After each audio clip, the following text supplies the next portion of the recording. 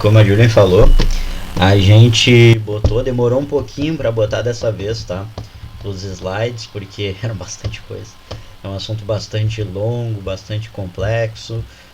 A gente também estava na dúvida até de como apresentar para vocês esses slides, esse conteúdo, né? Semana passada, terça passada, a gente fez a função de apresentar os antecedentes, né? Que muita coisa na realidade, inclusive a gente já tinha visto nas aulas passadas, questão da Revolução Russa, questão do fim da Primeira Guerra Mundial, questão do período entre guerras ali com o nazifascismo e a crise do liberalismo, e culminou, chegou nesse momento que a gente fez aquele recapitulação e trabalhou com vocês aquilo que a gente chamou de ensaio da Segunda Guerra Mundial, que era a famosa Revolução Espanhola, ou a Guerra Civil Espanhola, também falando, certo? Uma coisa que é importante, tá, gente? A gente trabalhar nesse período. A gente vai apresentar para vocês a guerra a partir de dois períodos, podemos dizer assim, tá? Um período onde que vocês vão perceber que o eixo tem uma predominância, tá? E um segundo período que a gente vai colocar como as vitórias dos aliados, onde os aliados têm uma predominância e vão vencer a guerra. Já dando spoiler para vocês no final, mas acho que vocês isso já sabiam, né? Então os aliados vão vencer no final. Só que o que acontece, tá? Isso não existe dentro. A gente vai colocar assim, mas a gente não quer que vocês se fixem nessa ideia. Eu acho que fica mais fácil de vocês compreenderem, porque é muita informação, são muitos casos. Além de tudo, a guerra não vai acontecer numa só frente, a guerra vai estar acontecendo em várias localidades. Então, até às vezes, para se localizar onde a gente está se colocando dentro da narrativa histórica, fica um pouco complicado para dar essa aula. Então, por isso que a gente dividiu em duas, mas não existe essa divisão na guerra, tá? Não existe isso. Primeiro período do conflito, segundo, não. A gente quer só para ficar mais simples para apresentar para vocês, tá bom? Então, vou deixar as palavras agora para minha querida amiga Julian, fã de El Chan Havaí, para falar para vocês aí sobre o conflito. Então, o que o Lucas falou, na verdade, a questão da divisão, acho que dá para colocar isso em qualquer coisa histórica, qualquer coisa que a gente deu aqui até hoje. Todas as questões de divisão por Idade Média, por contemporânea, etc. É tudo uma divisão que os historiadores estabeleceram para ficar mais fácil a organização. Até a questão agora mesmo que a gente está fazendo é didático, entendeu? É uma questão de tentar dividir partes, né? O que é uma coisa muito complicada. A gente vai ver muitas invasões, a gente vai ver muitas batalhas, tentativas de expansões, como a gente vai ver a Alemanha na União Soviética. Então, eu acho que é interessante a gente colocar isso bem, né? Tipo, períodos, etc. O Lucas falou em que a gente dividiu em dois períodos, né? Duas etapas. Alguns lugares dividem em três etapas, por exemplo. O que seria a primeira etapa, que eu vou falar agora, que é a supremacia do eixo, né? No começo da Segunda Guerra Mundial, os primeiros 2, 3 anos. E a parte do meio, que seria o que o Lucas vai começar a falar, ali, a Operação Barbarossa, né? A Batalha de Stalingrado. Então, a gente tem aqui, então, a gente preferiu fazer em duas partes aqui, esse período. E o primeiro período que eu vou falar agora, na verdade, ele acontece essencialmente na Europa. Ele ainda não tem dimensões globais, ele vai começar a ter no final desse período, em 41.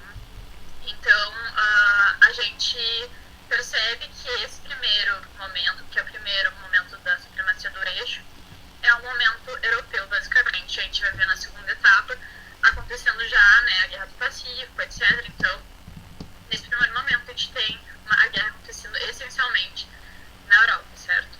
Então, aqui a gente botou uma fotinha para deixar vocês já a par, né, do que vai acontecer daqui para frente, que a gente divide, então, os países do eixo e os países aliados. Aqui a gente não tem uma noção, a gente não entra na guerra já assim, certo? A gente não entra na guerra já com esses países estabelecidos. Os países do eixo, como a gente viu na última aula, a gente vai ver, na verdade, um pacto, que é o Pacto Anticomitê entre a Alemanha e o Japão. É um pacto mais contra a União Soviética, não era uma questão de guerra, né?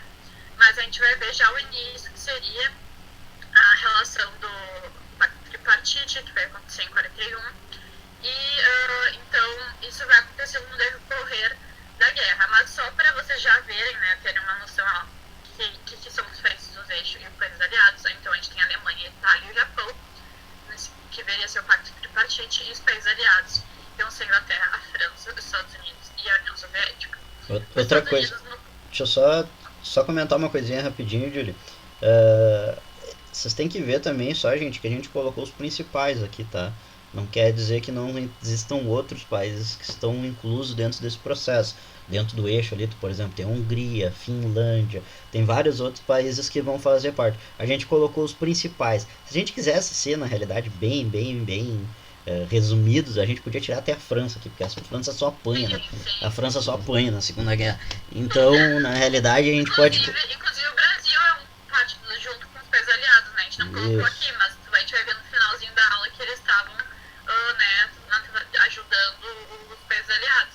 A gente só colocou aqui que são, na verdade, os principais, os mais importantes. Como o Lucas falou, a França apoia já no começo da guerra. A partir da invasão ali da Alemanha, na 40, se não me engano, a França já é invadida direto. Então, a gente tem, claro, a declaração de guerra em 39 da Inglaterra e da França. Mas a França, né, enfim, só um pouquinho, gente, só um pouco. Tomara que tenha dado tudo certo, né, gente? Acho que deu, voltar. É a família, fazer um descanso. Enfim. Que eu tava dizendo? Enfim, a gente voltando pelos EAD, né? Eu vi família assim, gente, eu tenho 3 irmãs, então, caos. Enfim, então, continuando, né? A União Soviética ela só vai começar na questão dos países aliados, reunidas. Eu lembro, né? A gente estava até falando do pacto de não agressão, isso aconteceu um pouquinho antes da declaração de guerra contra da Alemanha e, enfim, Inglaterra e França. Mas isso, nesse momento aqui inicial, a União Soviética ainda não estava, certo? Nem os Estados Unidos. Então a gente começa, então, a primeira fase do conflito, que é a supremacia do eixo, entre 39 e 41. E nessa primeira fase do conflito, a gente tem os primeiros meses, em torno de 10, um ano, por aí. A gente tem o que se chamava de guerra de mentira, ou phony war, que eles falam em inglês. Que seria a guerra de mentira. Nesse período, não existe uma ofensiva dos países aliados contra o eixo. Eles não têm uma mobilização, tu vê uma certa passividade, que já vinha acontecendo antes, né, da declaração de guerra, por si só, da França e da Grã-Bretanha. A gente estava vendo eles passando plano direto para a Alemanha, porque Hitler estava fazendo, né, invadindo a Tchecoslováquia, depois a Polônia, né, é a partir daí que eles percebem, né, que Hitler estava fazendo. Mas a gente vê uma passada de plano direto.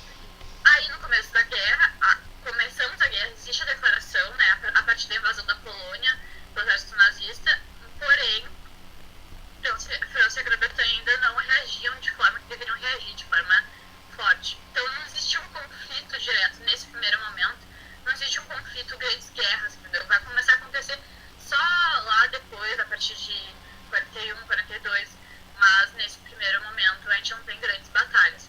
Tanto é que a invasão à Polônia, ela vai existir, vai ser muito rápida, devido à tática de Blitzkrieg, que eles falam que é a guerra relâmpago, em alemão Blitz é relâmpago, e eu até botei a gente fala, né, enfim, essa tática de Blitzkrieg, ela tinha uma junção de armas diferentes, por exemplo, eles usavam tanques aéreos com os blindados, que é os tanques, né, e os ataques aéreos, a gente falou até na Revolução Latina, Espanhola, etc. A gente fala sobre a questão dos ataques aéreos da Luftwaffe, que eles lançam bombas, enfim, e aqui eles são utilizados para quebrar o escudo, né, quebrar a resistência do exército polonês aqui no caso, com esses ataques rápidos e relâmpagos e de frentes diferentes. Então eles conseguem desmobilizar o exército polonês fazendo essa tática. Isso acontece também, vai continuar acontecendo durante toda a guerra, e ela vai ser muito utilizada pelo Hitler na Segunda Guerra Mundial, muito diferente do que foi a Primeira Guerra, né? Que foi a guerra de trincheiras, uma guerra parada, né? Espera. Aqui não, a gente vê que Hitler percebe que isso não dava certo, então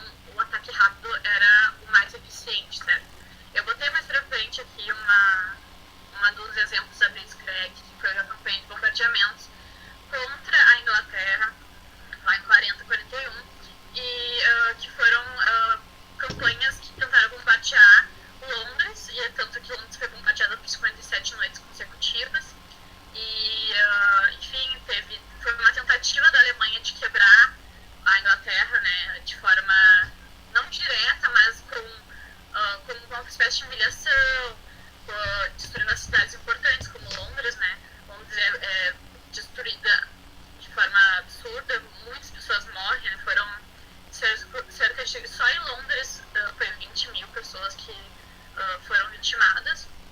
Na Inglaterra toda isso acontece, mas esse é um exemplo que a Alemanha tentava fazer. Não era uma guerra direta, era uma guerra mais de... é uma guerra surpresa, digamos assim. Apesar de eles estarem bombardeando direto, não existia um ataque por terra, por exemplo, era muito mais bombas aéreas, etc. Mas a Londres consegue resistir, apesar de ter sido uma tentativa de campanha de quebrar a Inglaterra por si só. Isso é um exemplo, né, da Blitzkrieg. Voltamos aqui. Então, temos a declaração de guerra, como a gente já falou. E nesse primeiro momento a gente tem a divisão da Polônia entre a Alemanha e a União Soviética. Aí vocês percebem, tipo, tá, como assim? Entre a Alemanha e a União Soviética. Dentro do pacto de Ribbentrop-Molotov, além do pacto de não agressão, de não se guerrar, né, diretamente, tinha a intenção, então, de dividir a Polônia entre esses dois países.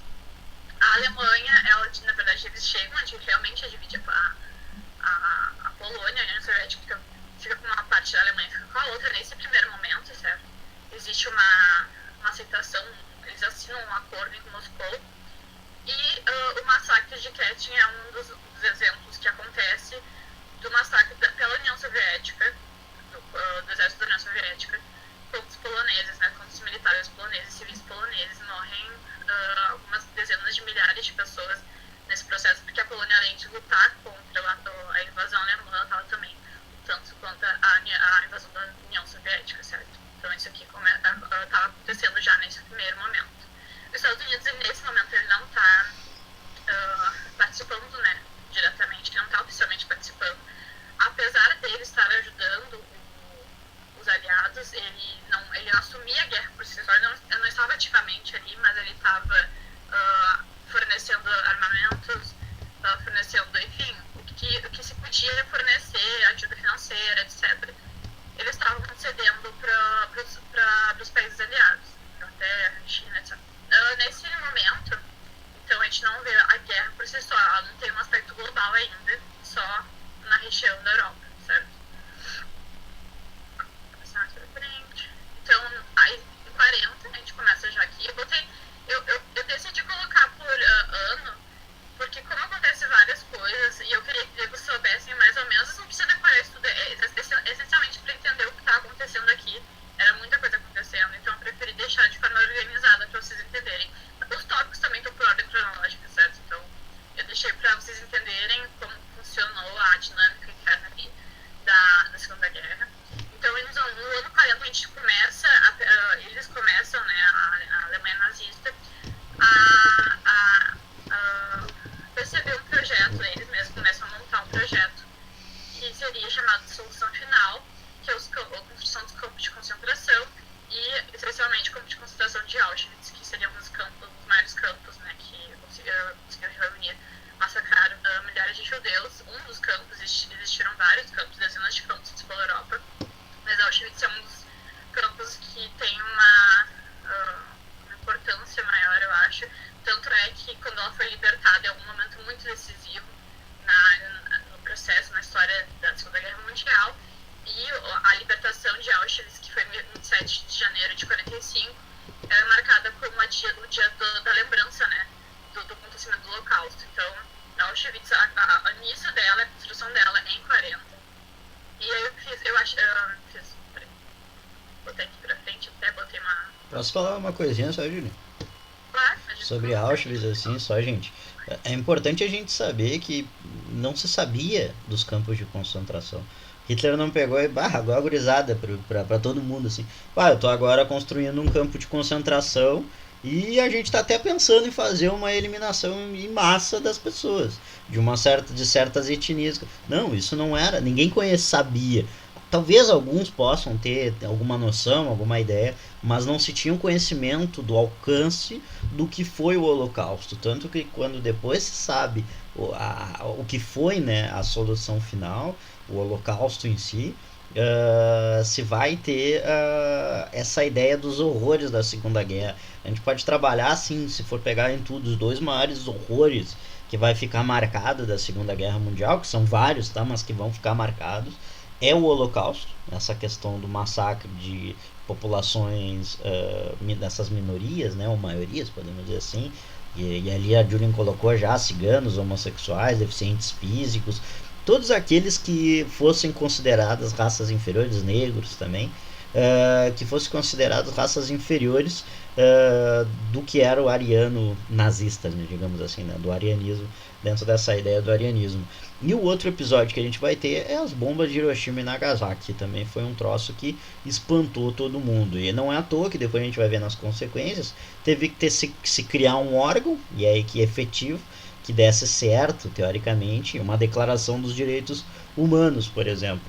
Então essa questão do Holocausto ela vai ser muito significativa dentro da Segunda Guerra Mundial e cai muito nas provas, viu? Cai muito nas provas a questão do Holocausto. Desculpa, Julie. O próprio povo alemão, ele não acreditava nisso.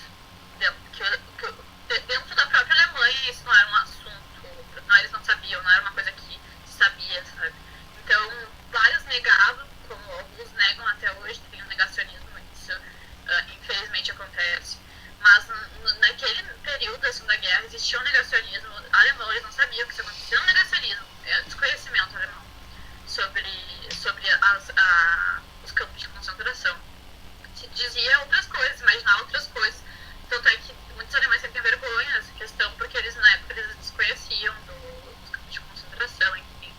Mas o Lucas falou exatamente, tipo, isso, sabe? Foi um massacre de muitos judeus. 6 milhões é muita gente, é muita gente mesmo. E claro, foi por toda a Europa, né, a questão. A gente já vê em Kiev também, quando a Alemanha invade a região da Ucrânia, né, Kiev, vai ter um massacre de, até botei agora o nome, esqueci, mas é um massacre que mata 30 mil judeus, um número altíssimo em quase 2 dias. Então, a gente vê como a carnificina era muito rápida, e a gente vai ver isso acontecendo mais rápido ainda com as câmeras de gás, né, eles queriam uma coisa rápida, e fazendo, né, através das câmeras de gás, muitas pessoas morreram.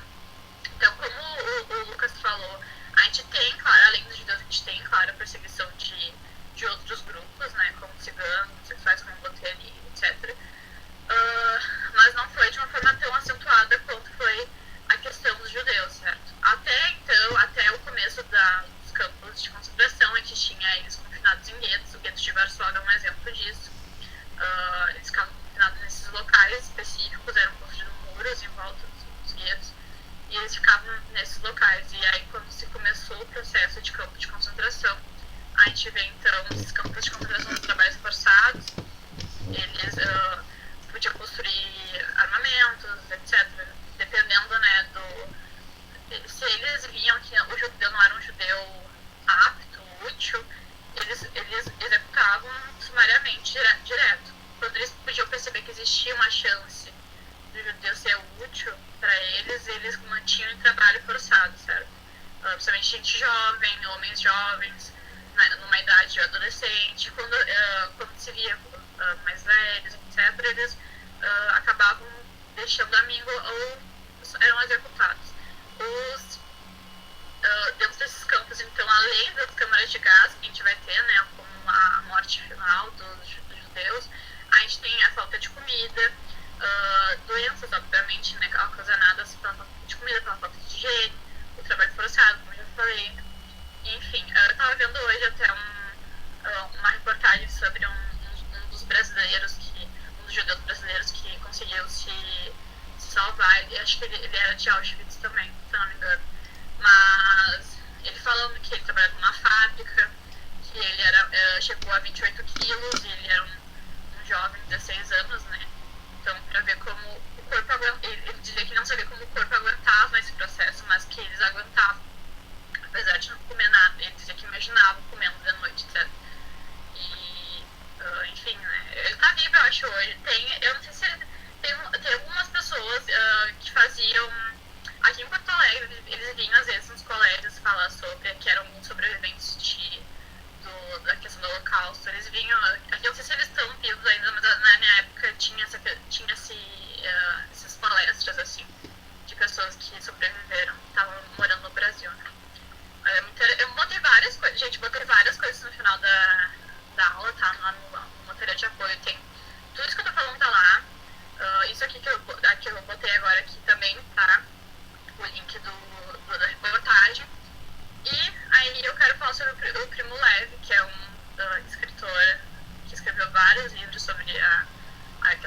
Holocausto, ele é um italiano, é um judeu, né?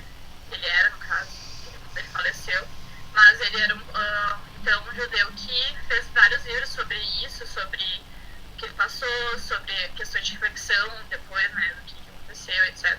E aí eu botei aqui um dos relatos dele, falando que ele tentou matar a sede, ele estava tentando matar a sede com um pedaço de gelo que tinha se formado no exterior de uma janela.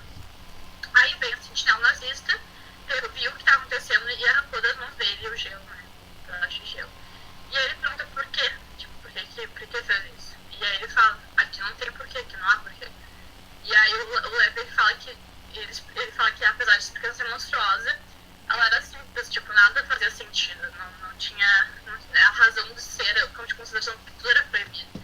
E essa questão de perguntar o porquê, e até hoje a gente tem isso, o porquê que aconteceu, o porquê que se deixou chegar a esse ponto, o porquê, e o Levi faz essa reflexão de porquê, porque as coisas tinham acontecido, e que a gente tem que manter se perguntando o porquê que isso aconteceu, pra entender e pra, né, não se repetir certas coisas que aconteceram no passado. É sempre essa pergunta de porquê, né, o porquê que o Holocausto aconteceu. Eu fico meio mal de falar isso, porque é um assunto que me emociona um pouco. Então,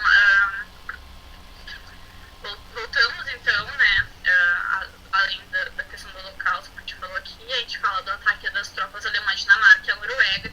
Esse ponto ele determina muito uma mudança de comportamento da Inglaterra perante, né, a Segunda Guerra Mundial. Até então a Inglaterra estava super passiva, não estava respondendo muito aos ataques, né, da Alemanha. E a partir do ataque à Noruega, se veio uma revolta da população. O Winston Churchill estava já concorrendo, né, como primeiro-ministro contra o Chamberlain. Chamberlain, como eu falei na última aula, era super passivo, não tinha uma atuação muito né, coisa com a questão da guerra. E o Winston Churchill era totalmente o contrário. Ele já fazia na campanha dele essa questão de a Inglaterra participar realmente da Segunda Guerra Mundial. E aí o Winston Churchill ganha, e aí ele tem o acirramento da guerra por causa disso, que se aumenta a pressão dos aliados contra o eixo. O ataque a Paris também, como vai acontecer, que vai ser ocupado pelos alemães, existe a Batalha de Paris. Não vai ser uma batalha, um processo de invasão muito comprido, né? Não vai tomar muito tempo, vai ser muito rápido. Até que em 40 a gente está acontecendo isso, a guerra começa em setembro de 39. Em 40 Paris já sucumbe, né, ao Hitler, então a gente vê isso acontecendo muito rápido. Foi o que o Lucas falou. A gente fica pensando, tá, a França realmente participou da guerra, já que ela já sucumbe muito rápido. Mas sim, ela era um país aliado, certo? Ela ainda tem essa presença, digamos assim, na questão dos aliados ali dentro, dos países aliados. Como falei do início dos ataques aéreos da Inglaterra, já dei o exemplo ali na Blitzkrieg, né, dos ataques a Londres. O crescimento italiano contra o norte da África também, a gente vê acontecer também na África. E o Lucas vai falar mais sobre isso, sobre as outras questões de fora da Europa, né? E a comunidade Indochina, também vendo que a guerra se espalha além da Europa, vai para a Ásia, né? E o Pacto Tripartite, que eu já falei antes, mas volto, né, a falar sobre isso, que é então a solidificação do eixo, que é o Pacto Tripartite de apoio mútuo. Agora estão em coesão real, eles assinam, né, eles fazem um acordo mesmo, assim, não vão lá, assinam, que é o eixo Roma-Berlim-Top. Então, se tu ameaçava guerra contra um, tu estava ameaçando guerra contra todos, a partir daqui, certo? Isso vai, na verdade, o Hitler tem essa intenção de fazer o Pacto Tripartite muito porque ele queria intimidar os Estados Unidos contra uma possível abertura de guerra. E o que não vai acontecer porque os Estados Unidos vai atacar de qualquer forma, e aí quando o Japão ataca Pearl Harbor, como a gente vai ver agora, no próximo slide, ele vai entrar em guerra contra os três mesmo, vai abrir guerra contra os três países, contra a Itália, contra a Alemanha, contra o Japão. Botei uma fotinho depois aqui do Hitler na França, tem várias fotos dele, fez uma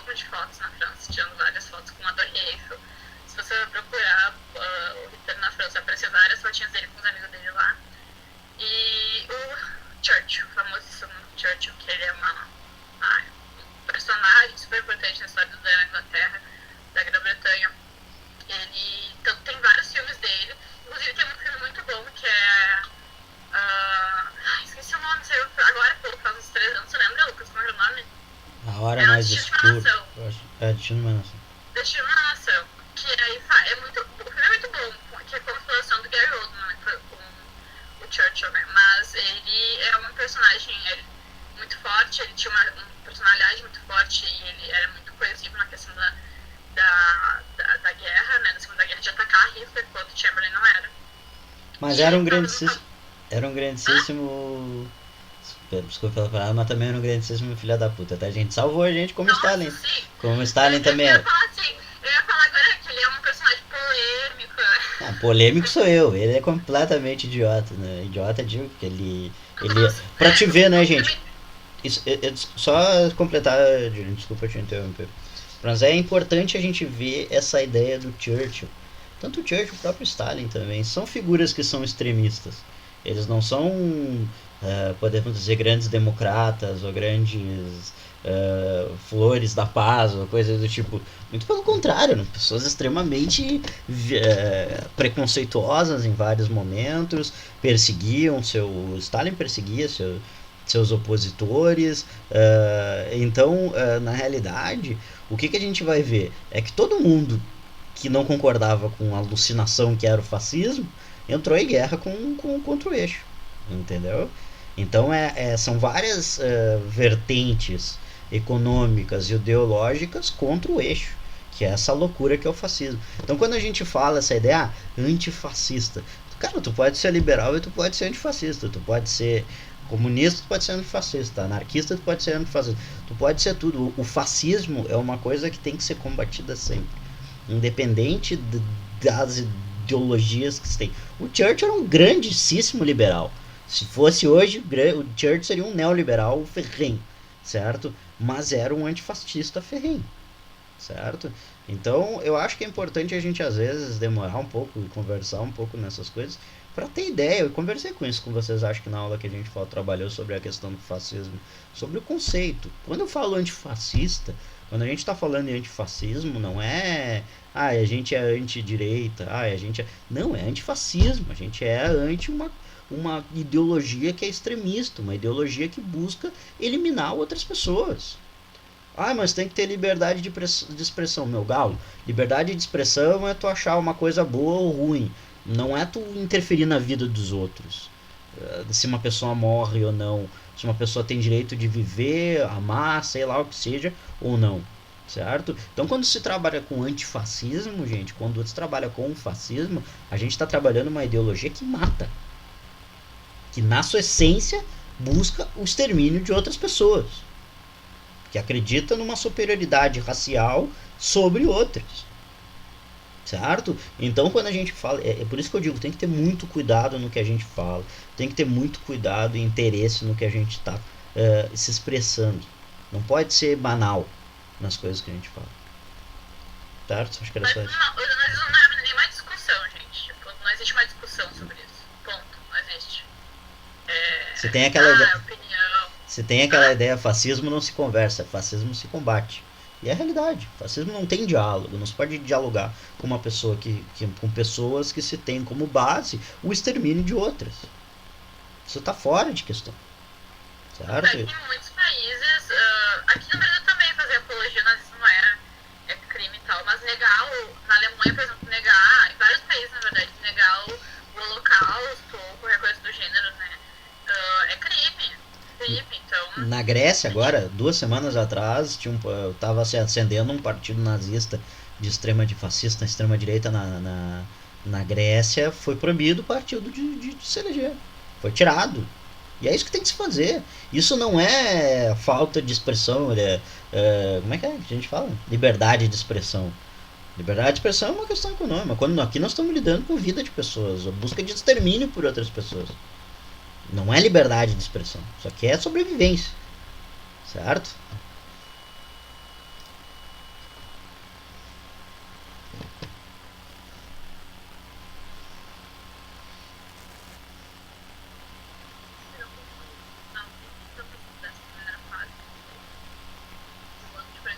Começa uma reviravolta, então é a partir daí que se termina a guerra de mentira e começa a guerra por si só, né, os conflitos realmente. A invasão da Alemanha, então a Iugoslávia e a Grécia acontece nesse mesmo ano.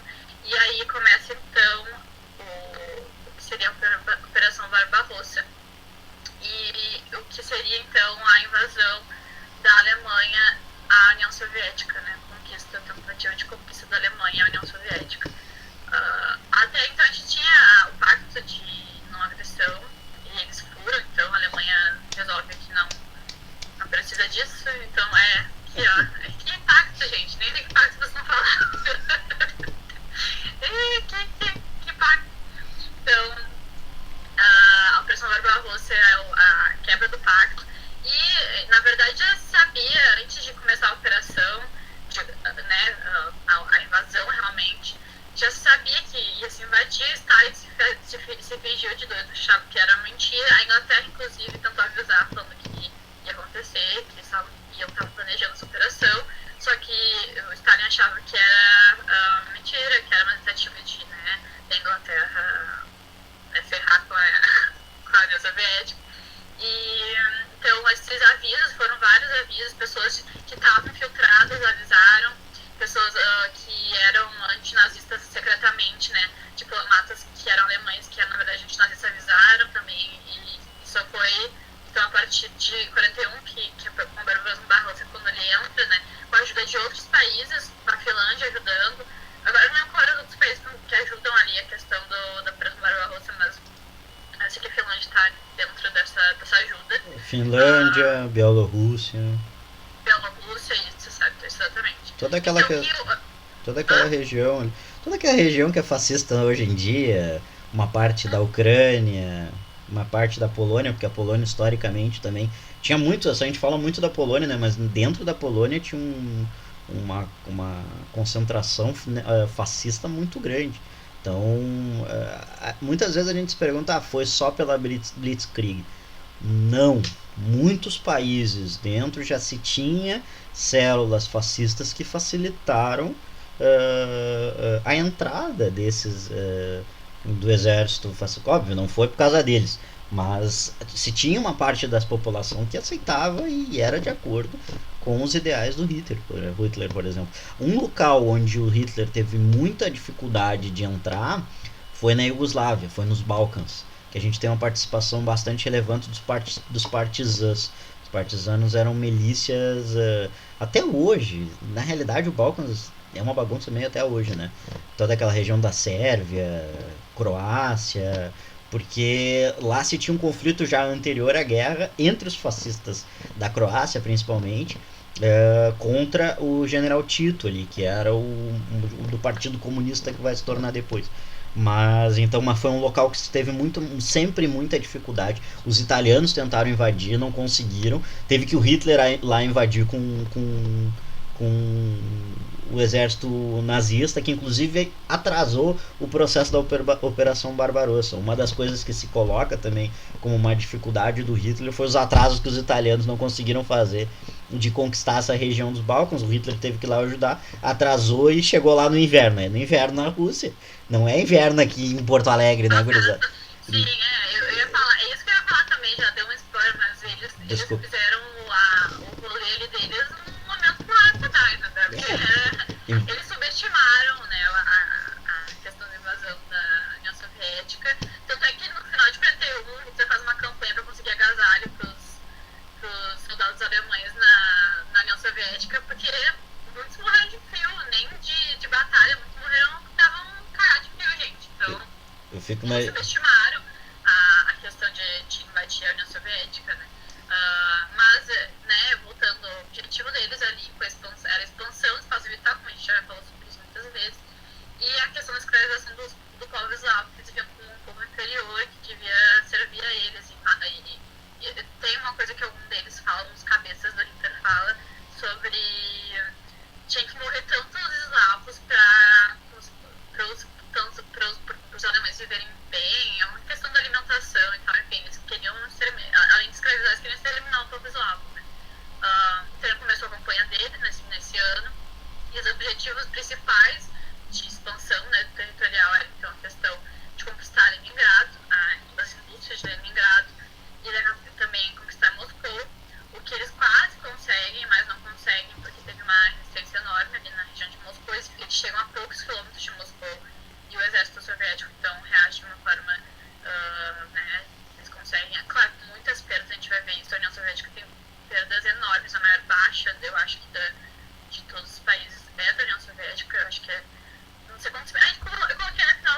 25 mais ou menos. Entre 25 e 20 milhões. Muita gente mesmo. E Leningrado é São Petersburgo hoje em dia, tá, gente? Só pra situar vocês. Então, a vitória de Moscou é quase conquistada, mas não acontece. Aí eles tentam conquistar Kiev. Então, no episódio que eu falei já antes, que é o massacre, é o nome do massacre de Babi Yar, que a cidade de Kiev tinha um número muito grande de judeus, era cerca de 30% da população era judia. E eles conseguem massacrar as pessoas em menos de 2 dias, eles conseguem matar milhares de pessoas, dezenas de milhares de pessoas judias, né? Quem conseguiu evadir, fugir foram os que tinham mais dinheiro, etc. E os que ficaram acabaram morrendo. As terras afetas também na Ucrânia, eles tinham a intenção de conseguir. E, finalmente, eles queriam mirar em Stalingrado. Em Leningrado aconteceu o cerco de Leningrado, né? Um momento muito importante, um dos piores cercos da história das guerras em Leningrado, por quase 900 dias de cerco. E vocês imaginem uma cidade cercada por 800 dias, quantos anos? Um ano, 2 anos e pouco, né? Com o cerco dos alemães. Eles morrem milhões de pessoas, tanto na cidade quanto na batalha que seria a batalha final de Leningrado, né? 1 milhão do exército da União Soviética contra os alemães, que era metade disso, era 500 mil, eu acho. E, claro, as pessoas morrem de fome. Tem um filme de dois, né? De Stalingrado e Stalingrado tem mais de um. Mas tem um de Leningrado em si, é bastante chocante, assim, bem forte. Eu estava vendo algumas fotos sobre o cerco de As Leningrado. pessoas praticavam canibalismo direto. Sim, existia isso. E vocês imaginem, né? As pessoas morrendo de fome, total desespero. Teve alguns furos durante esse período, né, de abastecimento para abastecer, mas foram muito irrisórios. Mas só seria, então, eles perderiam essa questão do cerco, né, na Alemanha, depois de 2 anos e pouco, né, de cerco. E quando eles voltaram, quando eles perderam, né, o pessoal os alemães, eles começaram a recuar, e quando eles começaram a recuar, eles começaram a destruir tudo por onde eles passavam. Então, além do cerco de Leningrado, pós-cerco de Leningrado, existe uma devastação enorme das cidades que eram perto da cidade. Os alemães começam a botar fogo, destruir todas as cidades no caminho, né? Como não sei se tem algum episódio que eles fazem isso, mas isso acontece. Então, mais pessoas morrem. A gente tem a declaração, então, de guerra dos Estados Unidos, então, em 1941, no final, em dezembro de 1941, com a questão do Pearl Harbor. E aí tem um monte de filme. Hollywood adora Pearl Harbor, tem milhares de filmes sobre Pearl Harbor. E o Japão ataca a base militar através de ataques aéreos. Tanto é que eu estava também pesquisando sobre a história das mulheres dentro da questão da Segunda Guerra Mundial. E tem a primeira pessoa que percebe que a Pearl Harbor está sendo atacada é uma mulher. Que ela trabalhava na força da aeronáutica dos Estados Unidos, e ela percebe o que está acontecendo, ela vai lá avisar e ninguém acredita nela. E acontece o ataque de qualquer forma, né? Porque as pessoas não acreditaram na Cornélia. O nome dela era Cornélia. E então, os Estados Unidos entra oficialmente na Segunda Guerra Mundial e declara guerra ao Japão, e mais tarde, alguns dias, declara a guerra à Alemanha e Itália. E a China também entra em guerra, declara guerra contra o eixo alguns dias depois, no mesmo mês. Mas eu acho que é isso. Alguma dúvida? Eu sei que tá várias coisas pra aqui, não claro na mente. Mas a gente tenta fazer de uma forma mais coesa e mais pra vocês entenderem, sabe? Não, a gente tenta não resumir, claro que não é questão de resumir, mas de trazer mais mastigadinho pra vocês entenderem melhor a questão. Mas podem perguntar, certo? Se tiverem alguma dúvida. Estou aberta aqui ao chat. Só falar. Eu botei umas fotinhas aí do Roosevelt e do Stalin. Eu botei aqui Pearl Harbor. Na verdade, essa foto é do dia. Tá tentando um foguinho ali dos ataques. E aqui as tropas alemãs entrando na União Soviética, né? Foguinho também. E as caras dos moços. Eu gosto de botar as caras dos moços pra vocês verem quem eram os caras por trás dos rolês. pode ter isso, gente. Nossa, pra te... Não. É, bueno, gurizadas. Vamos falar agora onde muda a paradinha, tá? A gente teve durante todo... Uma coisa que é interessante que a gente tem em mente, tá? Não sei se por própria arrogância, assim, de uma certa maneira, do exército nazista, a gente tem... O Hitler, ele preparou, na realidade, a guerra para ela ser uma guerra curta, tá? Então, as próprias tropas do Hitler, elas não estavam preparadas para uma guerra longa. Isso vai começar a ficar perceptível no momento que passa-se alguns anos de guerra e o jogo vira, tá? Outro fator muito importante que a gente vai ter que ver, por que não deu certo com a Grã-Bretanha, com a Inglaterra principalmente? Porque o modo de ataque do Hitler estava ligado, principalmente, como a Julia tinha comentado, os bombardeios, que era algo que ele conseguia fazer, que ele fez sobre toda a Inglaterra. A Inglaterra sofreu muito com os bombardeios. Mas o outro ponto também que é extremamente importante está ligado à questão dos tanques Panzer, do avanço dos blindados. Isso tu não tem como fazer com a Inglaterra, porque a Inglaterra é uma ilha, certo? Então o que eles tinham que fazer? Eles tinham que atravessar o mar para atacar a Inglaterra. Mas daí nos lembramos que a maior potência marítima desde a época do início da Era Moderna é a Inglaterra. Então a marinha inglesa é a principal marinha do mundo, inclusive maior que do próprio Estados Unidos. A alternativa que o Hitler vai conseguir fazer para isso é a criação dos submarinos. Tá? O Hitler não tinha marinha, podemos dizer assim, de por barcos, mas sim por U-boat, que eles chamam. E ele vai utilizar isso principalmente para cortar as vias de abastecimento da Inglaterra. Tá? A ideia do Hitler é fazer a Inglaterra sangrar até acabar os produtos de mantenimento para as pessoas sobreviverem dentro da Inglaterra. A Inglaterra praticamente importava tudo de fora. E ele não vai conseguir fazer isso em grande parte porque a marinha inglesa vai encontrar maneiras. Eu estava vendo isso ontem. Tem uma série muito boa no Netflix. Muito boa não, ela é bem chata na realidade de ver, porque ela é muito longa. São 10 episódios, eu acho, cada um de 1 hora, que é a Segunda Guerra em cores, alguma coisa assim. Segunda... Eu botei ele no final. Botou? Ela é legal, tá? Mas tem que ter saco, porque é documentário de... São 10 horas de documentário, de várias imagens, muita informação. Pô, tu sai PhD do bagulho. Mas é interessante tu ver a função, sabe? De o que tá rolando, saber que não é nada, tudo do preto no branco. As coisas são...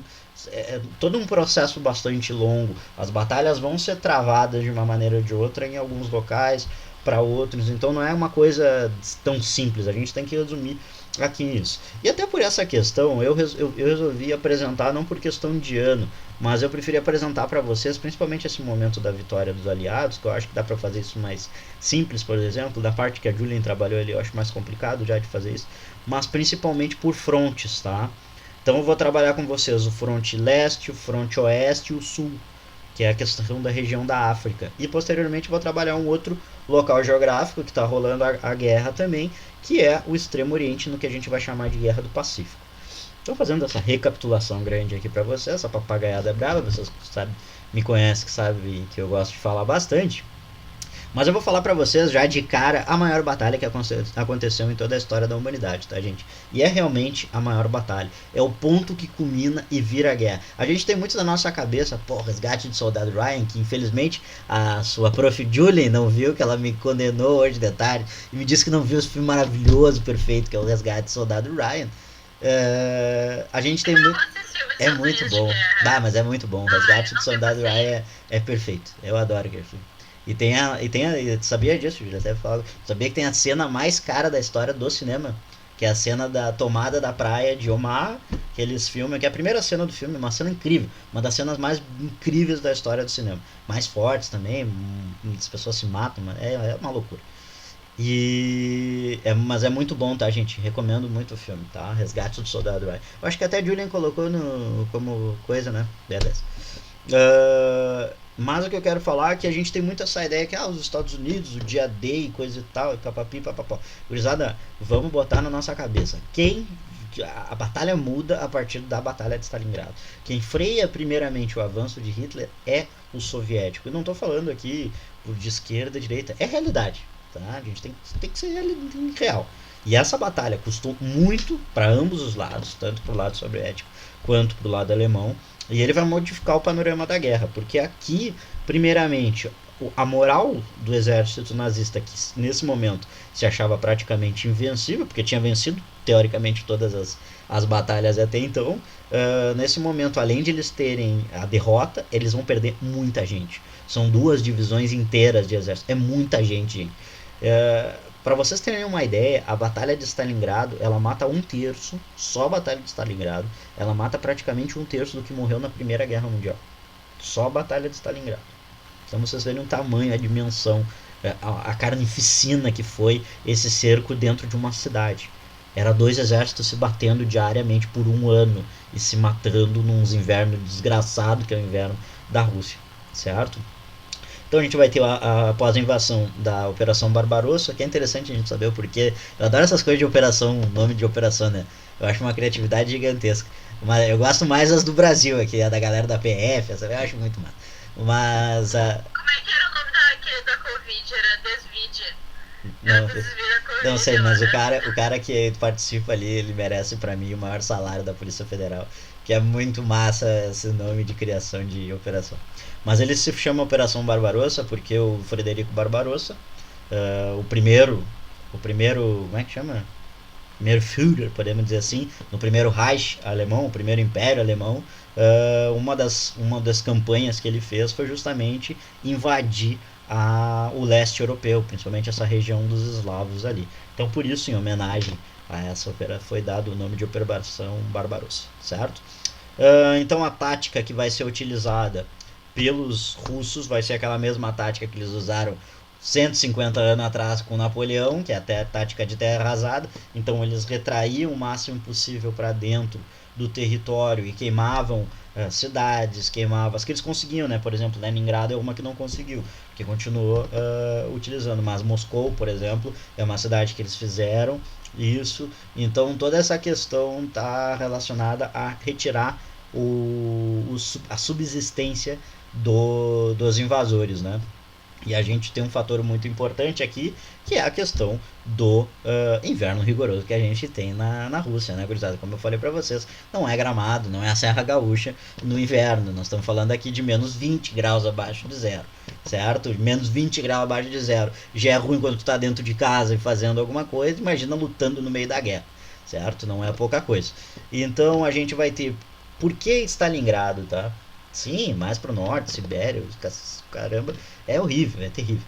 Eu nunca fui pra Rússia, tá? Mas eu imagino que deve ser terrível. Gurizada, só com vodka mesmo pra aguentar. Ali nós vamos ter o ataque, então. Por que Stalingrado, tá? Stalingrado é uma coisa muito específica. Primeiro, porque Stalingrado era uma cidade que era um polo petrolífero, então era um local onde fortalecia esses mantimentos, principalmente o petróleo. Nós estamos falando aqui no petróleo dentro de uma guerra, algo que era super importante. E além disso, Stalingrado leva o nome do cara que manda na União Soviética, que é o Stalin, né? Então, além de ser estrategicamente uma região muito importante, simbolicamente também era uma vitória muito importante. E não é à toa que os dois lutaram até o fim, buscaram ganhar essa batalha até o fim. Hitler vai perder em grande parte dos seus exércitos por causa da sua teimosia. Teimosia não, por causa da estupidez do Hitler, né? Que era que ele queria vencer Stalingrado, e vai botar Ele já mais. tava vencendo, né? Ele já tava vencendo tudo, tava invadindo tudo, ele achou que ia Não, conseguir também. não Eu tinha acho necessidade. Não, mas que depois, de criança. mas os próprios generais dele mais de uma vez solicitaram que saísse e não, ele não aceitou. Foi dada a ordem de morrerem lá os soldados alemães, inclusive a própria moral da população com Hitler pós Stalingrado começou a baixar também, né? O que já se tinha, que era uma certa desconfiança com a palavra de Hitler, porque foi um absurdo o que foi feito, certo? Então ela vai durar cerca de um ano e termina com a vitória soviética. Vai ser uma batalha que vai gerar inúmeras baixas para os dois lados e vai ser o grande ponto de reviravolta que vai frear a expansão nazista e vai dar início à expansão soviética pelo leste, tá? Então Vimos agora o front leste. Fiquem com essa imagem na cabeça. Depois acho que tem uns mapinhas ali. Pode passar pra mim, Júlio. Aqui vocês podem ver, gurizada, só o que a gente está vendo aqui é o avanço dos alemães para a Operação Barbarossa, tá? Aqui as rotas que eles estão vendo, Stalingrado é bem aqui do lado, ó, perto de Rostov ali, bem na fronteira. Então, para vocês imaginarem, todo esse território soviético aqui foi conquistado anteriormente.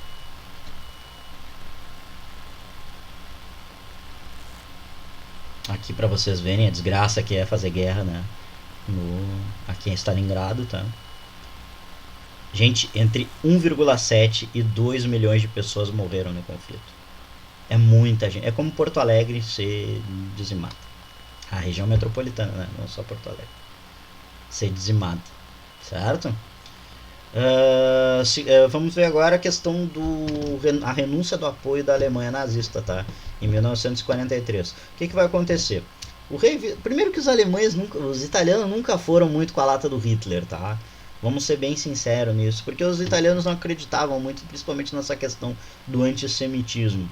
Eles eram fascistas, o partido fascista alemão, mas praticamente a grande conexão que se tinha entre a Alemanha nazista e a Itália fascista era Hitler e Mussolini, tá? E vendo os rumos da guerra, o rei Vítor Emanuel vai começar a buscar aliados dentro do próprio partido fascista para destituir o Benito Mussolini.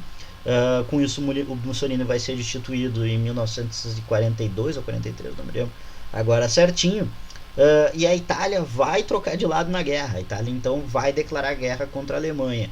Nesse meio tempo, os próprios alemães vão conquistar a Inglaterra. Por isso que a gente pensa que a Itália vai ser aliada da Alemanha até o fim. Não, na realidade a Alemanha vai conquistar a Inglaterra. Vai invadir a Inglaterra, a Itália.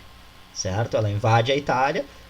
O Hitler é resgatado, o Mussolini vai ser resgatado pelo Hitler, até nesse livro aqui, que é bem...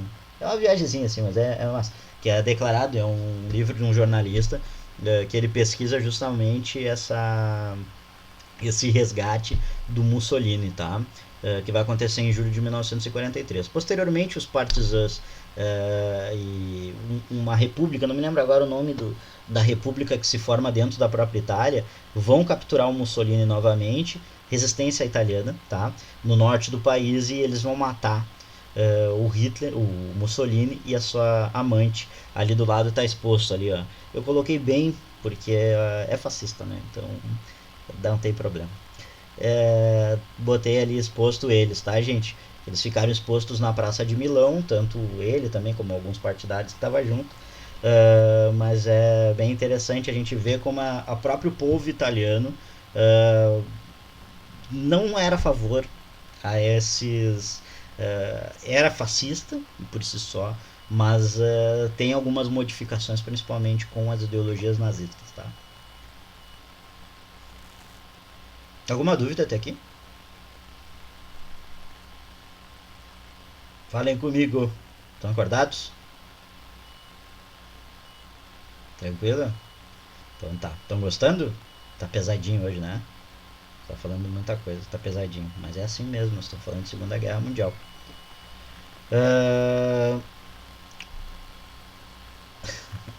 Boa. Então vou falar agora pra vocês, gurizada, da chamada Operação Overlord, né? História fantástica, cara. História é a coisa mais linda desse planeta. Team Story. O V de vitória do Churchill. Gurizada, vamos falar agora pra vocês do Operação Overlord, tá? O que foi a Operação Overlord? Primeiramente, antes da Operação Overlord, a gente tem que entender que para acontecer a Operação Overlord, aconteceu da Marinha, principalmente a Marinha inglesa, conseguiu retirar em grande parte os navios, os submarinos alemães daquela região do norte da Europa, tá? Principalmente da região ali do Canal da Mancha, porque eles tinham que ultrapassar as tropas da ilha Inglaterra para a Europa, certo? Então o que vai acontecer? Primeiramente a gente tem que se lembrar, e isso está muito bem retratado naquele filme Dunkerque, que é um filme bem legal, bem bacana, assim, não é um puta filme como foi pintado, mas é um filme muito bem feito, assim, eu acho que a questão de som, ele é muito bacana, a narrativa dele é um pouco confusa, mas é legal. Que aconteceu? os alemães por terra vão invadir muito fácil a França, e as tropas, tanto francesas, mas principalmente as inglesas, vão ser surpreendidas com esse avanço alemão. E aí eles vão ficar trancados dentro de uma praia, que é a praia de Dunkerque, que fica no norte da França, tá? Na região da Normandia. E eles não conseguem voltar, porque grande parte dos navios ingleses foi afundado pelos submarinos alemães. E, porra, eles estão numa praia, né? Não tem como tu botar sempre, acordei hoje, tô a fim de botar um monte de navio aqui para salvar a gurizada. Então, para salvar, eles vão ter que. E aí no filme do Dunkerque mostra isso, que é uma das maiores manobras que o Churchill vai fazer, que é. Como é que chama? Chamar. Não é chamar, é convocar navegadores civis, pescadores, esse tipo de coisa, com navios pesqueiros, navios civis, para salvar o exército inglês. Ele consegue salvar grande parte do exército inglês e também os franceses, tá? E aí esses caras estão de volta na ilha da Inglaterra e esse exército fica lá esperando ordens, tá? Quando os americanos vão entrar no conflito, eles vão planejar então esse retorno das tropas aliadas ao continente europeu pelo mesmo local, pela Normandia ali, pelo norte da França, tá?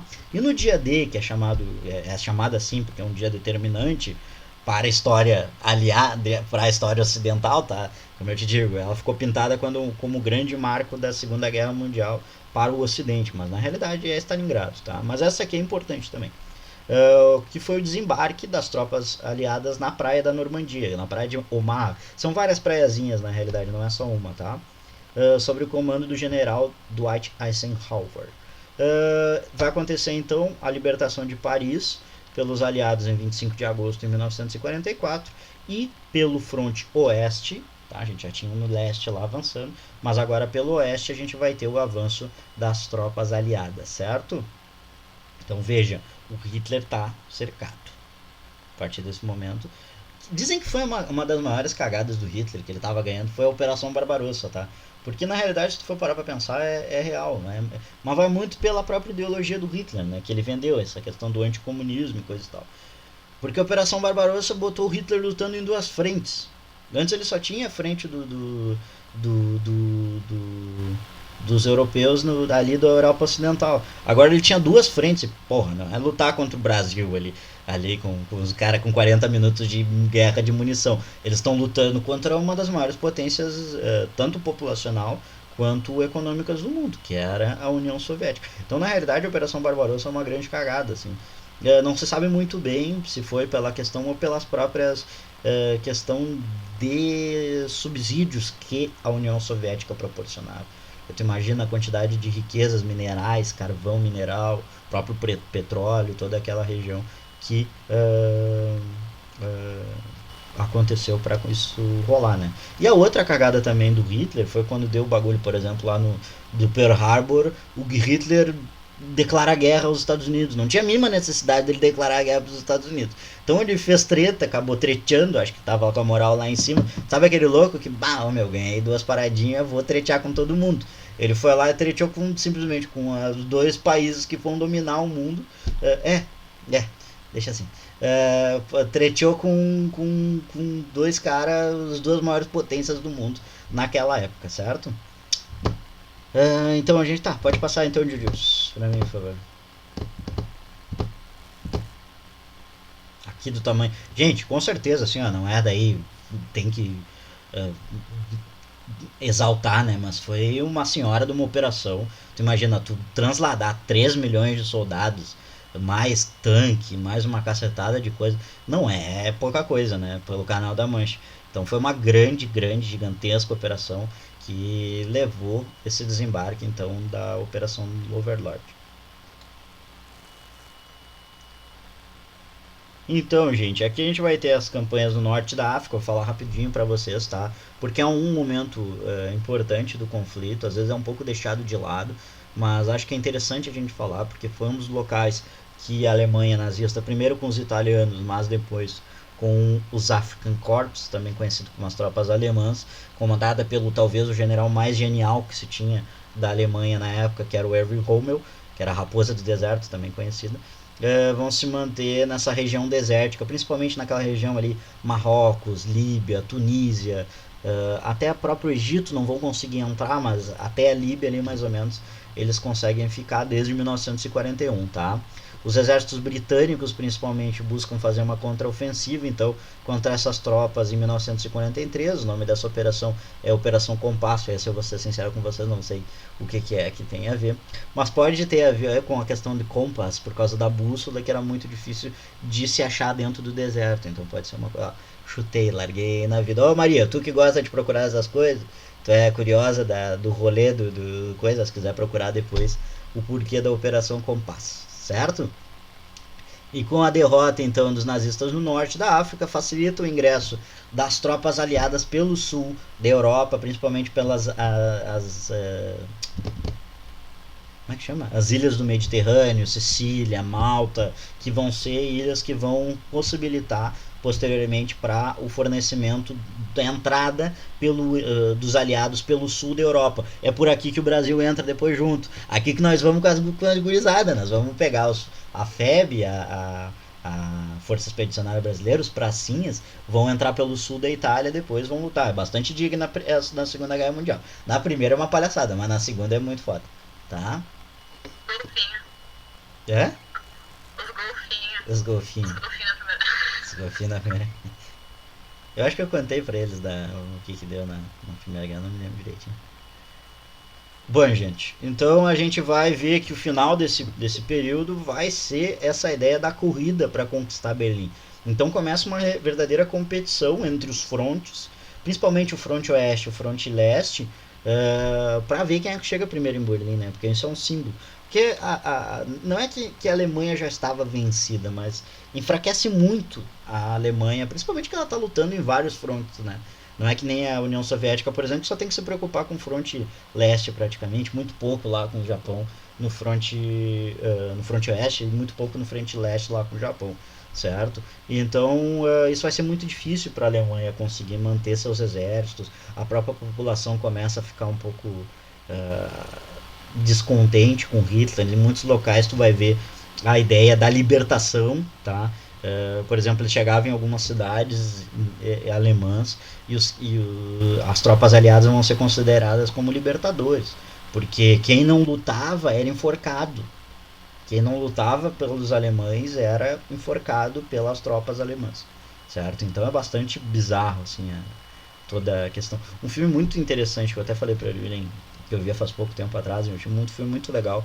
E é um filme muito bonito, engraçado em certas partes.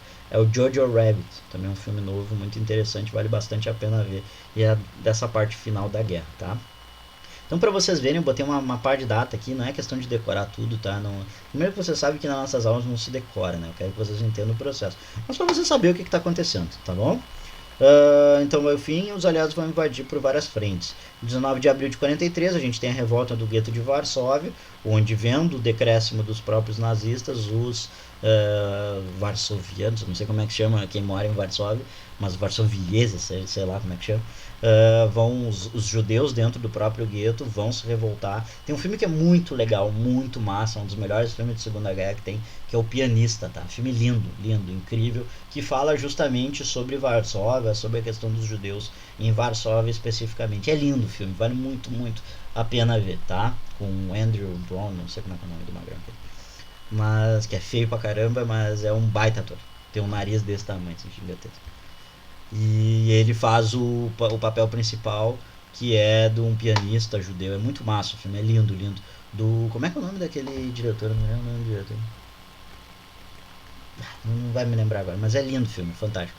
Um dos meus filmes preferidos ainda. Então, em 10 de julho de 1943, vai ter os aliados desembarcando na Sicília, no sul uma ilhazinha no sul da Itália. Os aliados vão libertar Roma das tropas nazistas em 1944. O fracasso do segundo atentado, esse aqui é da Operação Valkyrie, vocês já viram? O filme com o Tom Cruise. Esse aqui é da Operação Valkyrie, em 21 de outubro de 1900. Vocês percebem que tudo na Segunda Guerra tem um filme, pelo menos. Tá? Então, talvez seja cinematograficamente um dos períodos mais importantes da história e mais retratados da história do cinema, tá? Certamente. Até porque grande parte dos financiadores da indústria cinematográfica norte-americana são nazistas, são judeus, né? Então por isso que é uma indústria importante. Então tu vê muito filme sobre o Holocausto, muita coisa. Pô, lista de Tinder, lista de Schindler, lista o próprio pianista. Tu tem. Jogo de imitação também, eu botei no final. Jogo de imitação. Tem muito filme, muita coisa mesmo. Em 27 de janeiro, como a Julian falou, em 1945, o exército soviético vai libertar os prisioneiros do campo de concentração de Auschwitz, na Áustria. Pode passar para mim, Julian. Em abril de 1945, os partisãs comandados pelo general Tito vão liberar a Iugoslávia da Ustasa fascista, que é aquele braço. Nossa, maravilhoso, Robert, maravilhoso. Amo demais o filme. Esse é um dos meus top 10 filmes da minha vida, assim, eu amo demais. Roberto. Como é que é o nome? Eu ia botar, esqueci de botar. Roberto. Filmaço. Vejam porque é lindo, maravilhoso. Deixa eu fazer um comentário, que eu ia falar sobre os filmes. Eu botei um filme, que na verdade é um desenho animado, um anime, do Estúdio Ghibli, lá no final da lista, que é o Túmulo de Vagalumes. Inclusive, eu passei até no meu estágio de fundamental e os alunos choraram um pouco, porque é muito triste. E aí, a gente pega outra visão da Segunda Guerra, que é a visão do Japão. Então, tu vê uma história passada do Japão, um anime, né, obviamente, não é do Japão, que conta a história de um menino, dois irmãos passando pelos perrengues da Segunda Guerra Mundial. Muito bom, a gente tá no YouTube, por favor, vejam. É muito bom. Isso aí. Bom, filme do Japão também tem muita coisa. Tem o Cartas para Iwo Jima, que é filmaço, do Clint Eastwood, também maravilhoso. E o Cartas de Iwo Jima é massa porque tem a questão de honra, que é a visão americana do mesmo conflito. É do mesmo diretor, ele faz o filme logo, meio junto, saído. Então ele filma, é muito massa esses dois filmes por causa disso. Porque é uma parte do conflito que é a parte norte-americana, e o Cartas para Iwo Jima, que é a parte japonesa. E é lindo, filmaço, vale muito a pena ver os dois. Então, eu gosto muito de cinema, a Juliana também, a gente conversa muito sobre isso, vale muito a pena vocês verem isso, tá, gente? Então tem a questão da Iugoslávia ali, em 16 de abril vai se iniciar a ofensiva soviética sobre Berlim pelo fronte leste. Então os soviéticos já estão chegando dentro de Berlim. Em 30 de abril Hitler vai se suicidar dentro do bunker dele com pílula de cianureto. E aí um filme muito bom para ver aqui, A Queda, tá, do Hitler. A Queda é o nome, As Últimas Horas do Hitler, que é aquele filme que todo mundo faz um meme, tá? Que aparece o Hitler putaço, brigando, assim, xingando todo mundo, principalmente time de futebol, assim, sempre tem um meme sobre a queda do Hitler, ou eleições, sempre tem alguma coisa. Mas é um filme fantástico, tá? Muito bom mesmo, vale muito a pena ver. E em 7 de maio vai ser acertada, então, a rendição da Alemanha nazista, ok? Porém, a guerra não termina aqui, isso é muito importante. Vamos falar sobre o nosso Brasil brasileiro aqui, tá? O Brasil, então, vai manter posição de neutralidade no conflito nos primeiros anos, até 42, se não me engano, tá? Mas principalmente após a pressão dos Estados Unidos e os fatores que estoura para o Brasil entrar dentro da guerra, é que os submarinos alemães vão afundar navios mercantes na costa brasileira, tá? Com isso, o Brasil vai romper relações diplomáticas tanto com a Itália, com o Japão e com a Alemanha, certo? E aí o Brasil, o Getúlio não era guri, né? O Getúlio pra entrar na guerra nós vamos ter que tirar uma coisinha aqui. E aqui foi uma jogada fantástica do Getúlio, tá, gente? O Getúlio vai pegar assim, cara, até a gente entra na guerra, mas a gente não vai entrar por nada, né? O que aconteceu? Os Estados Unidos, em troca, vão dar empréstimo e tecnologia para o Brasil construir a sua companhia siderúrgica nacional, ou seja, a Vale. Tá? Então a Vale ela surge do embranche do Getúlio com os americanos. Foi genial aqui, meu, genial. Genial. Negociou e em troca ali o Brasil, que existe até hoje, a construção da base aérea dos Estados Unidos na cidade de Natal, no Rio Grande do Norte, tá? Por que Natal, Rio Grande do Norte? Porque tem a Praia de Pipa, porque eles curtiam as dunas. Não, gurizada, porque é o local mais próximo que se tem do Brasil da Europa. Certo? Então era uma base principalmente para os porta-aviões, aviões, esse tipo de coisa, que facilitava os navios aliados dos Estados Unidos, principalmente, para chegar até a Europa, tá? Em 1943, o Brasil entra de vez na guerra, é declarada a guerra, e o Brasil vai criar a chamada Força Expedicionária Brasileira, para lutar, a famosa FEB, para lutar na Segunda Guerra Mundial, tá? Vai ser composta por praticamente 25 mil homens, tá? E foi criada especificamente para lutar dentro do conflito. E aqui está o emblema da FEB. Por que o emblema da FEB é uma cobrinha fumando? Porque diziam, inclusive no próprio Brasil, que o Brasil não lutaria na guerra nem se a cobra fumasse. E aí de provocação, pô, é brasileiro, né, cara? Nós temos que, pô, nós vamos pra guerra, nós temos pra... Nós estamos, claro, os caras vão pra guerra com o meme já, certo? Então a FEB já entra com um memezinho na guerra, que é o símbolo da cobra fumando, certo? Então, os soldados brasileiros vão chegar na Itália em 16 de julho de 1944, vão ajudar fortemente no conflito da expulsão dos exércitos nazistas junto com os Estados Unidos, principalmente na região do norte da Itália, tá? Aqui um evento importante é a Batalha de Monte Castelo, que vai acontecer em 1945. Cerca de 454 brasileiros, pode ver, não é um número tão grande, mas é uma quantidade relevante de brasileiros que vão morrer no conflito. E com o fim da Segunda Guerra Mundial, a FEB é praticamente dissolvida. A participação do Brasil na Segunda Guerra vai influenciar diretamente na dissolução do Getúlio do poder, quando esses soldados e generais voltam. Os soldados brasileiros chegaram perfeitamente. Dizem inclusive lá que o Coliseu foi pintado de branco na guerra, quando o Brasil invadiu a Coliseu, o Panteão, foi tudo pintado de branco quando o Brasil, tirando os cri-cri, quando o Brasil adentrou a guerra, tá, gente? Coitado, não tem nenhum militar aqui, né, gente? Não fiquem chateados com a gente, estamos brincando, tá? Pátria Amada Brasil.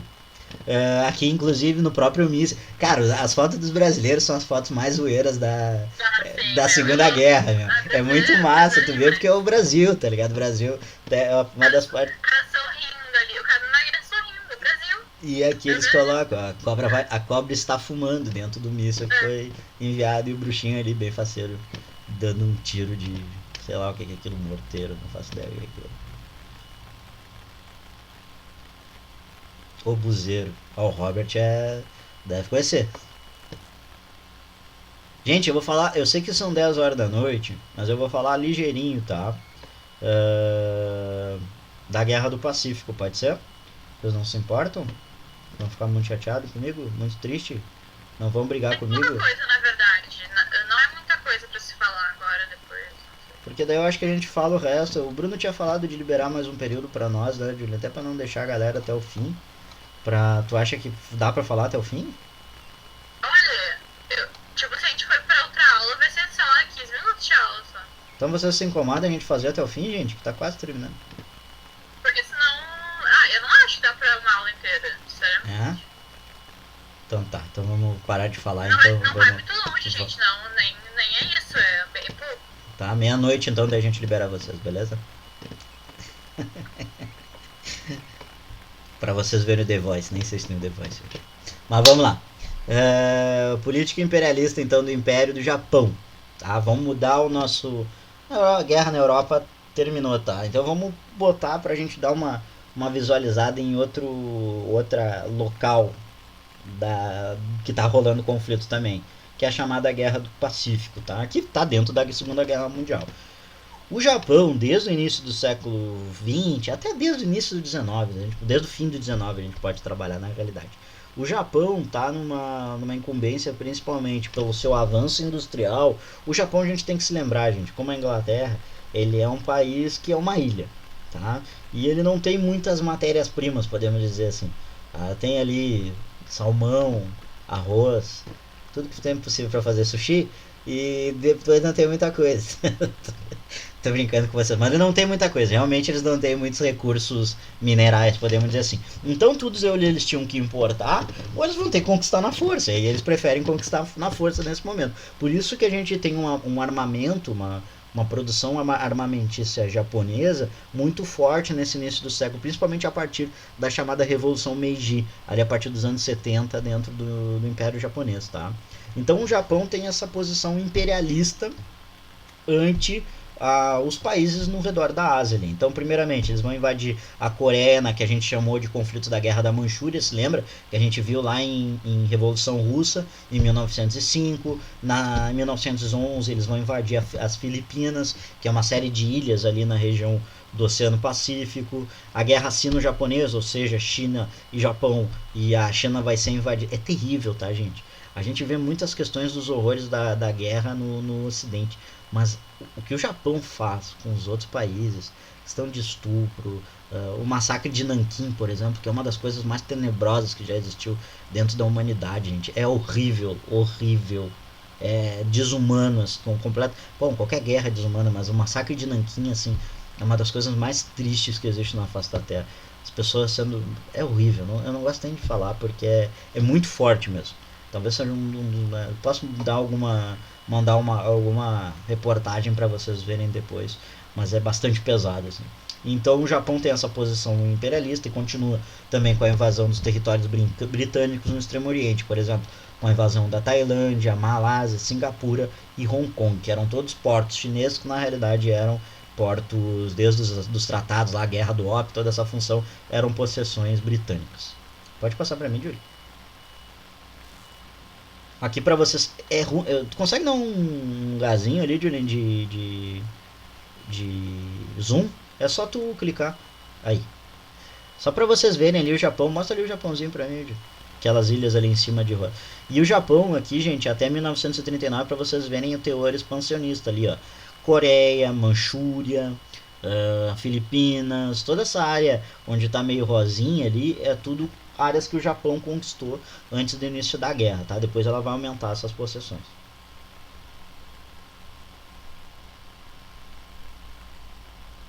Pode passar. Obrigado.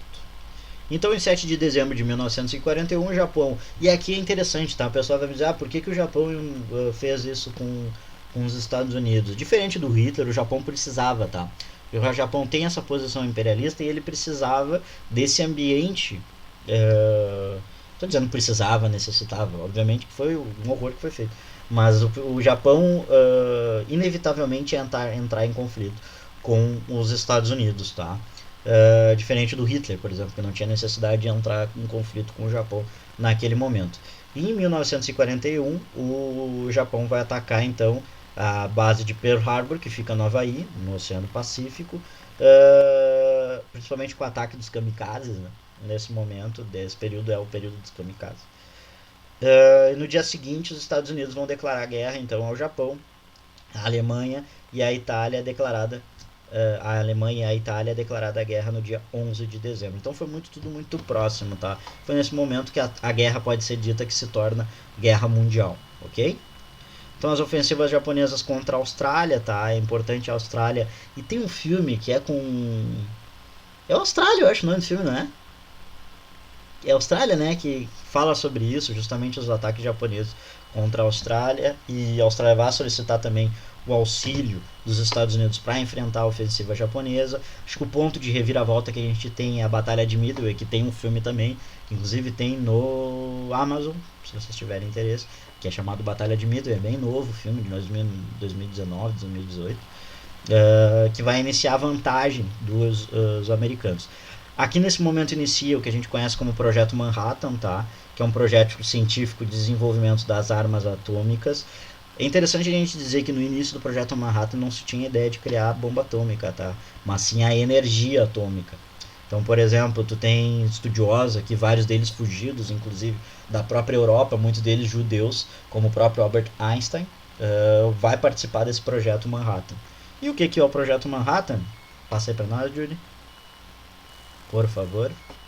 O Projeto Manhattan é nada mais nada menos que depois vai culminar no que a gente conhece como as bombas atômicas, tá? Em 6 de agosto, os Estados Unidos em 6 de agosto, os Estados Unidos de 1945, os Estados Unidos vai jogar a primeira bomba atômica na cidade de Hiroshima, que instantaneamente vai matar 100 mil pessoas, tá? Mais as pessoas que vão ser mortas por questões radioativas e coisa e tal. E 9 de agosto, 3 dias depois, os Estados Unidos lançam a segunda bomba atômica na cidade de Nagasaki, que instantaneamente vai matar 40 mil pessoas, mas as pessoas que posteriormente vão morrer por causa das questões da radiação, né? Em 14 de agosto de 1945, o Japão declara sua rendição e esse é o fim, daí a data do fim da Segunda Guerra Mundial. Isso já aconteceu, tá, gente? Não é o fim da guerra, ela não termina com a invasão de Berlim, com a tomada de Berlim pelos aliados. O fim da guerra é aqui, com a assinatura da rendição do Japão. É importante dizer, tá, gente, que o Japão estava praticamente destroçado. Não se tinha mínima necessidade de se atirar as bombas de atômicas, tá?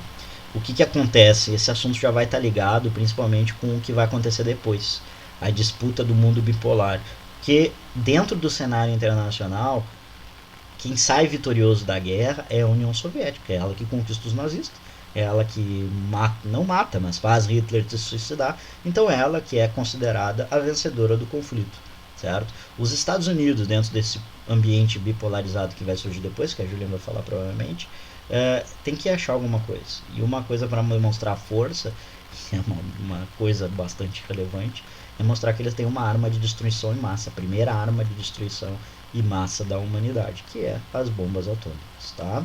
Então foi sem completa nenhuma de necessidade, é uma atrocidade o que fizeram, tá? Por isso que é complicado a gente dizer quem é que foi bom dentro quem é que é vítima e quem é vilão, quem é mocinho dentro da Segunda Guerra, porque muitas atrocidades foram feitas, muitos absurdos foram feitos.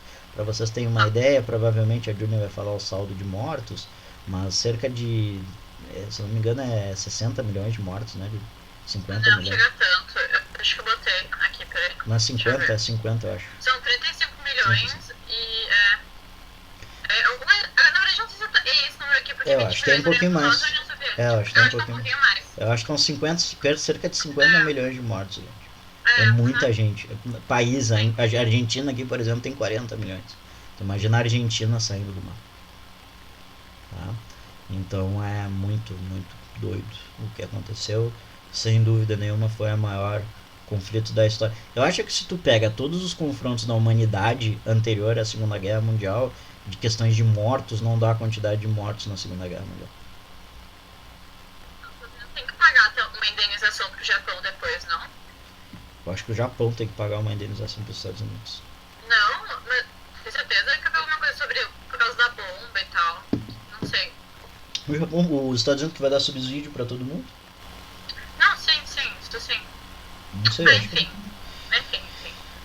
Então, da minha parte, acho que é isso, né? Ficou alguma dúvida, gente? Uma aula pesada em conteúdo, uma aula pesada em anime. Então por isso que a gente até tá fazendo essas mais brincante hoje, podemos dizer, em certos momentos, que é para dar uma aliviada, porque é muito pesado o tema todos.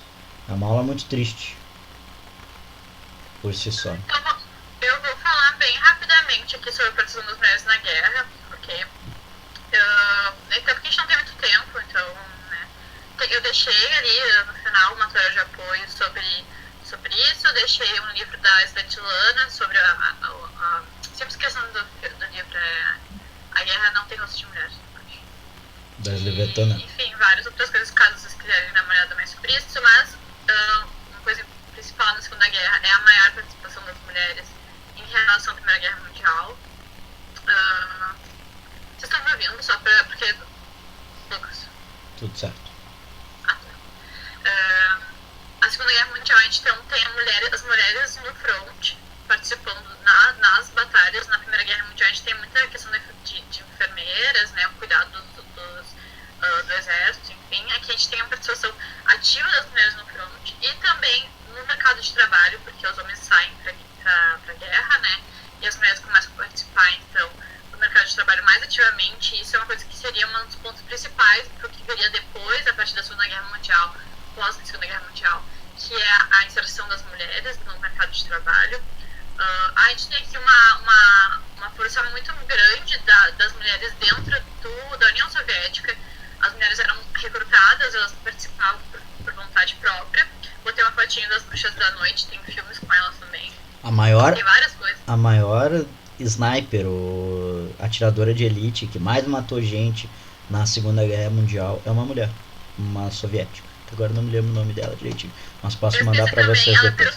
me lembro que perguntaram pra ela, como tu sente ter matado tantos, eu não lembro quanto é a quantidade, que é uma quantidade absurda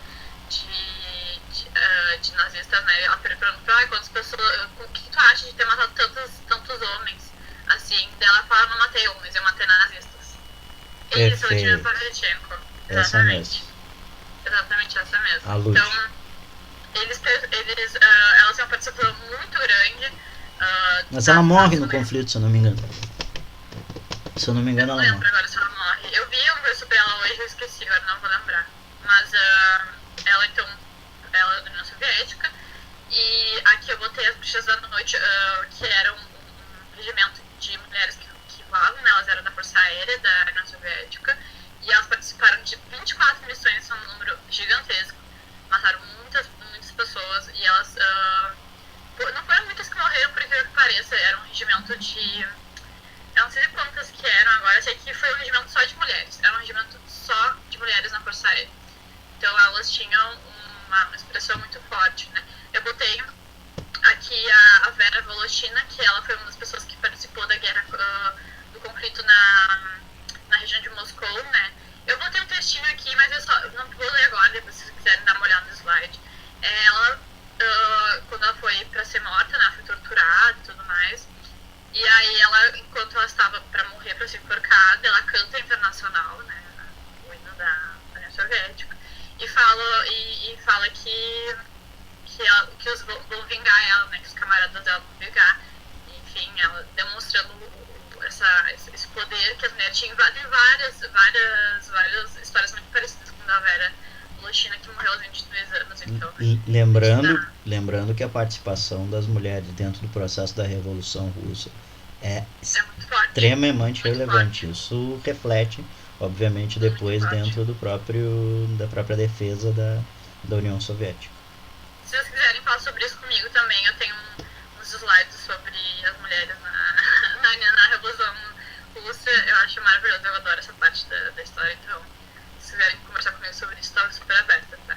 Mas, enfim, então, além da participação das mulheres na Segunda Guerra, a gente tem que lembrar, como o Lucas já falou, dos massacres, né, estupros, enfim, que as mulheres foram vitimadas nesse processo de expansão, tanto do Japão. No Japão foi horrível, foi o Lucas já falou sobre isso, né? Então, tem vários relatos de estupros, né, de mulheres na Segunda Guerra Mundial, que são histórias fortíssimas. China, Coreia. Tanto que ninguém suporta o Japão ali na volta. Justamente por essa imposição imperialista do Japão. Então China odeia o Japão, Coreia odeia o Japão. Minha avó hospedava estudantes japoneses aqui, estudantes chineses e coreanos. Por muitos anos ela hospedou ali estudantes e ela era meio que uma república, assim, ali nos blocos do Botânico. E a gente falava do Japão, assim, eles... É ódio mortal, assim, é bizarro. Uma rivalidade muito forte. É muito forte. Principalmente em relação às histórias de estupro dos japoneses, em relação aos coreanos, né, as coreanas, no caso. Histórias muito fortes, assim, de contar. Eu também não gosto de falar muito sobre isso, é bem pesado. Então, é isso, sim, tem mais coisas, óbvio que tem mais coisa aqui, mas era o que eu acho que é importante, né, falar sobre. Porque é importante falar das mulheres, porque isso é muito apagado dentro da Segunda Guerra Mundial. Não só da Segunda Guerra Mundial, né, gente? A história em si apaga, tem a tendência de apagar a participação das mulheres. E eu acho importante trazer isso pra vocês, trazer essa lembrança das mulheres que participaram ativamente dentro da Segunda Guerra Mundial, principalmente entre os aliados, né? A Inglaterra também teve, os Estados Unidos também teve, não tanto quanto a União Soviética, mas também teve muita participação entre mulheres, né? Então a gente entra na finaleira, então, dessa aula, que são as consequências da Segunda Guerra Mundial. Então, a gente já falou, né, dos números altíssimos de vítimas, eu acho que são mais, agora eu estava olhando bem mais que isso. Só a União Soviética foi 20 milhões de pessoas que morreram, né, mais os judeus, o Holocausto, enfim, muita morte, a gente imagina, é muita gente. Então, vamos ter as mortes, né, aliado com a destruição das cidades, e o que vai ser um processo muito doloroso pós-Segunda Guerra, né, financeiramente também, além de, né,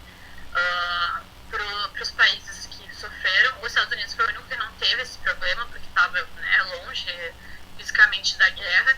Então, os Estados Unidos vai ser como a partir disso, né, dessa vantagem que eles tiveram de não ter sido destruídos fisicamente, eles vão ter uma posição de vantagem financeiramente, vão sair fortalecidos dessa posição, né, é isso que a gente vai ver a partir de então, Segunda Guerra Mundial, né, e Segunda Guerra Mundial, desculpa, Guerra Fria, questão da União Soviética, e eles se tornam uma das maiores potências no pós-guerra.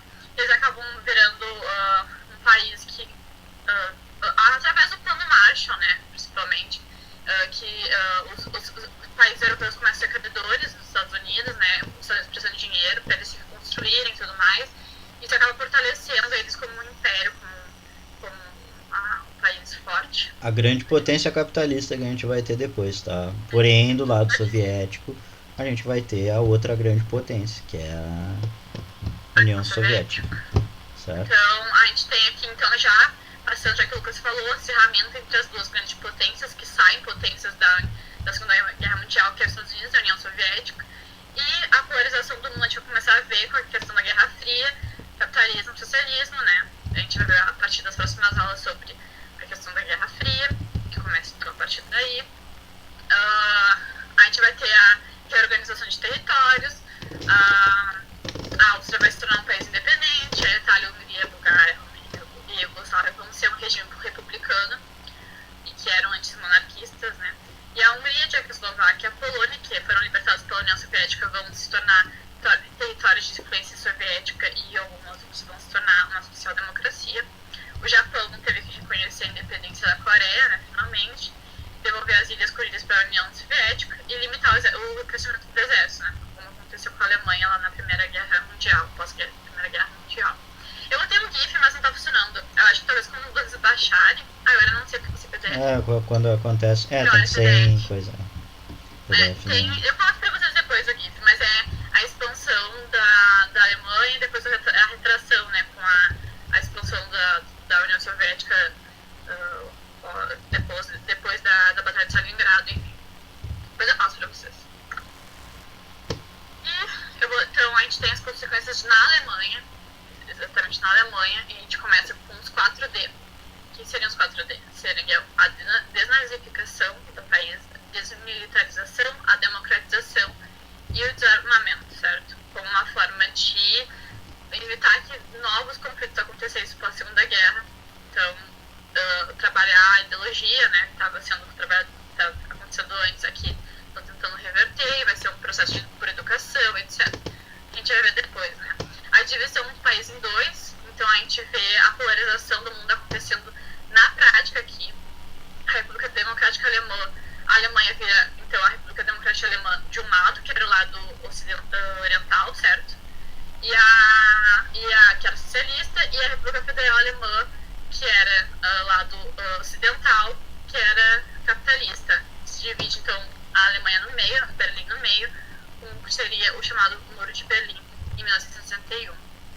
O Tribunal de Nuremberg, em 45 e 46, busca culpabilizar e sentenciar as pessoas envolvidas, né, no Holocausto, enfim, na guerra, né, o que veio aconteceu depois, enfim, mortes.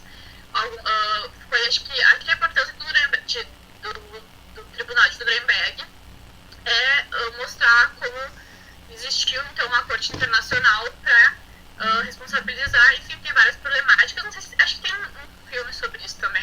Tem o da Hannah Arendt. É a Hannah Arendt, exatamente, da Hannah Arendt. E aí se trabalha questões filosóficas, enfim, em relação ao Tribunal de Nuremberg. Mas ele julgou pessoas, né, nazistas, enfim, alguns foram mortos, foram presos, dependendo da pena, né, alguns foram inocentados, mas foram poucos. Esse caso, desculpa só, esse caso do Tribunal de Nuremberg é bem massa, gente. Principalmente essa questão da Hannah Arendt, porque ela vai, e aí ela é taxada de meio louca na época, super criticada, porque ela vai trabalhar com o que a gente chama de banalização do mal, inclusive um dos livros dela. Que o que acontecia? Os caras eles pegavam soldados lá do Auschwitz, de Escambau, e diziam pros caras, não sei o que, tu vai ser acusado. E os caras respondiam, mas eu segui ordem. Eu segui ordens. Não é que eu queria, eu simplesmente segui uma máquina burocrática. Vai ser colocado no Mas a YouTube. gente Vai ser pode colocado. só responder a Marina. Vai sendo colocado no YouTube sim. E tem material no Drive, tá? Mas todas elas são gravadas. Sempre vai ter Vai estar no gravação das YouTube. A de aulas. terça já tá no YouTube, inclusive. Sim. Tá, gente? E. Só Não, finalizando que a criação da ONU, né? Que é uma extensão do que era antes a Liga das Nações aqui. E a redação da Declaração Universal dos Direitos Humanos, que é o que já falou. E que é esse interesse, depois de tudo que aconteceu com o Holocausto, né? Então, o trabalho do que seria os direitos humanos aqui a partir daí, após Segunda Guerra. Lucas. feito, gente. Desculpa ter chegado até esse horário hoje. Aqui realmente o conteúdo é grande. Tá? Mas Desculpa mesmo, ficou Gabriel. alguma Mas foi dúvida? pesado hoje. Eu peço realmente desculpa. Ficou pesado em tempo e ficou pesado o clima.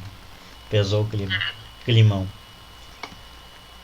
Então é isso, galera. É isso. Gostaram da aula? Ficaram com dúvida, alguma coisa?